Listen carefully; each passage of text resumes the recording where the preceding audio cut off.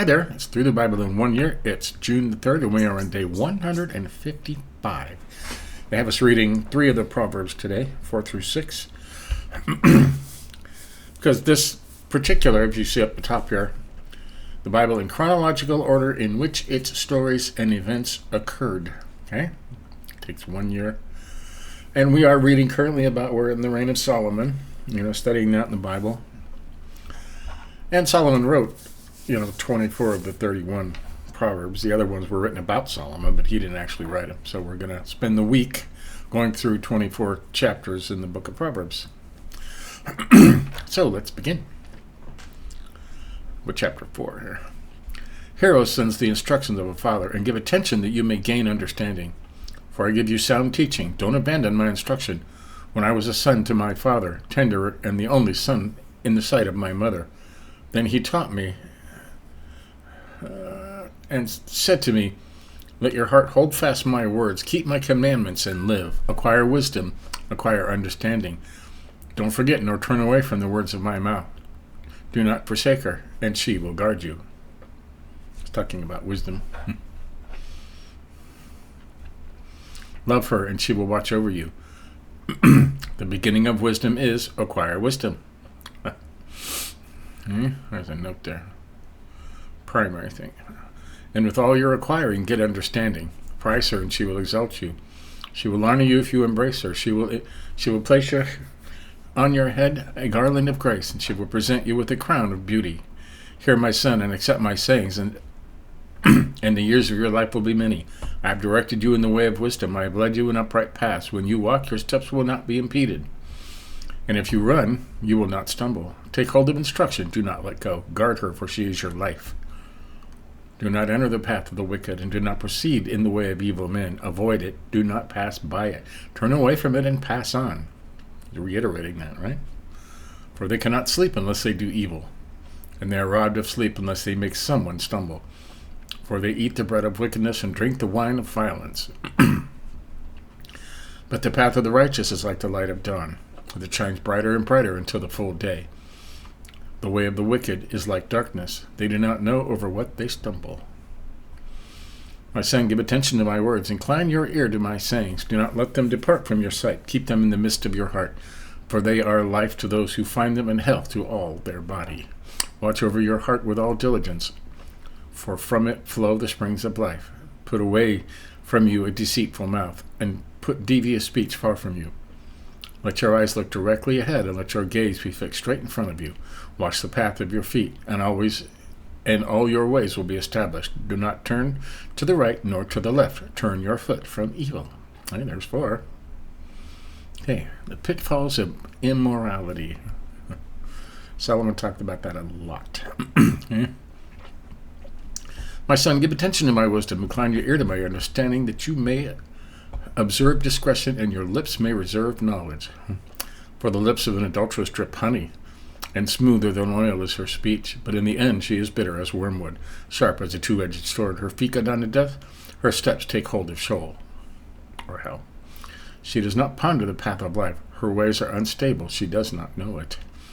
Now then, my son, listen to me, and do not depart from the words of my mouth. Keep your way far from her, and do not go near the door of her house, or you will give your vigor to others, and your years to the cruel one.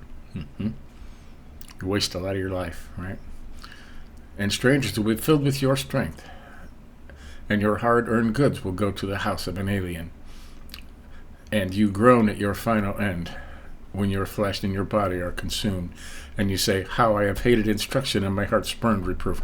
I have not listened to the voice of my teachers, nor inclined my ear to my instructors. I was almost in utter ruin in the midst of the assembly and congregation.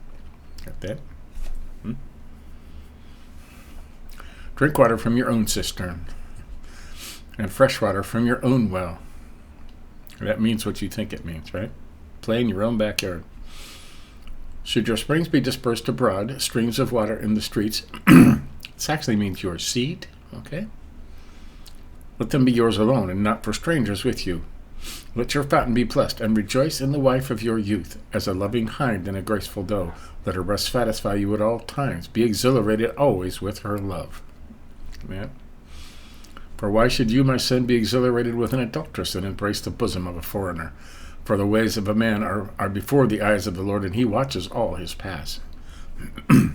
His own iniquities will capture the wicked, and he will be held with the cords of his sin. He will die for lack of instruction, and in the greatness of his folly he will go astray. There you go. Okay, chapter 6. Parental counsel. My son, if you will become surety for your neighbor, have given a pledge for a stranger, if you have been snared with the words of your mouth, have been caught with the words of your mouth, do this then, my son, and deliver yourself, since you have come into the hand of your neighbor. Go and humble yourself and importune yourself, beg, your neighbor. Give no sleep to your eyes, no slumber to your eyelids. Deliver yourself like a gazelle from the hunter's hand, and like a bird from the hand of the fowler. This is surety for a stranger. That's co-signing, You are guaranteeing somebody else's debt to a person that you don't even know. And he says all over Proverbs, Solomon says not to do that, Probably one of the most things he says a lot is never co-sign for somebody else's loan. Okay, verse 6. Go to the ant, O sluggard, observe her ways and be wise, which having no chief officer or ruler prepares her food in the summer and gathers her provision in the harvest. How long will you lie down, O sluggard? When will you arise from your sleep? A little slumber, a little folding of the hands to rest. Your poverty will come like a vagabond, and your need like an armed man. A worthless person, a wicked man, is one who walks with a perverse mouth, who winks his eyes, who signals with his feet, who points with his fingers. Like a used car salesman, right? Who, with perversity in his heart, continually devises evil, who spreads strife. A lot of politicians like this nowadays, huh? Therefore his calamity will come suddenly. Instantly he will be broken, and there will be no healing. There are 6 things which the Lord hates, yet 7 which are an abomination to him.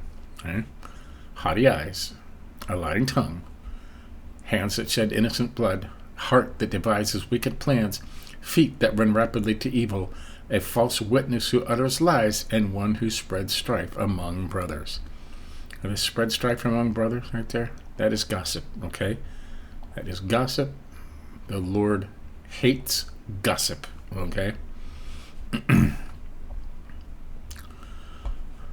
Verse 20, my son, observe the commandment of your father, and do not forsake the teaching of your mother. Bind them continually on your heart. Tie them around your neck. When you walk about, they will guide you. When you sleep, they will watch over you. When you awake, they will talk to you. For the commandment is a lamp, and the teaching is light. And reproofs for discipline are the way of life. To keep you from the evil woman, from the smooth tongue of the adulteress, do not desire her beauty in your heart. Here he goes again. Nor let her capture you with her eyelids. For on account of a harlot, one is reduced to a loaf of bread, and an adulteress hunts for the precious life. Can a man take fire in his bosom, and his clothes not be burned? Or can a man walk on hot coals, and his meat not be scorched? So is the one who goes in to his neighbor's wife. Whoever touches her will not go unpunished. Men do not despise a thief if he steals to satisfy himself when he is hungry. But when he is found, he must repay 7-fold. He must give all the substance of his house. The one who commits adultery with a woman is lacking sense. He who would destroy himself does it. Wounds and disgrace he will find, and his reproach will not be blotted out. For jealousy enrages a man. He will not spare in the day of vengeance. He will not accept any ransom, nor will he be satisfied, though you give many gifts. Right? Jealousy, that's what happens when you are betrayed by somebody you love. And you can't, I'll give you a new car, I'll give you $1 million. No, it's not going to change the fact that you slept with his wife. It won't change it. So, there you have it. That's 4, 5, and 6. Look at all the notes I got on there. Tomorrow we'll do more. Like I said, the next 7 days are going to be doing Proverbs, so that's good. And if you want an in-depth version of these, go to my my morning videos that I post in the morning, usually around 8 o'clock. And we are studying Proverbs in depth, chapter by chapter, one single chapter every day. And we do this. I do this every month. I go through the entire book of Proverbs. So, but There you have it. That's today, day 155. Catch up on anything you may have missed. You want to say you got the whole Bible in a year? Give us a like if you think about it. But until tomorrow, we'll start over again. See you then.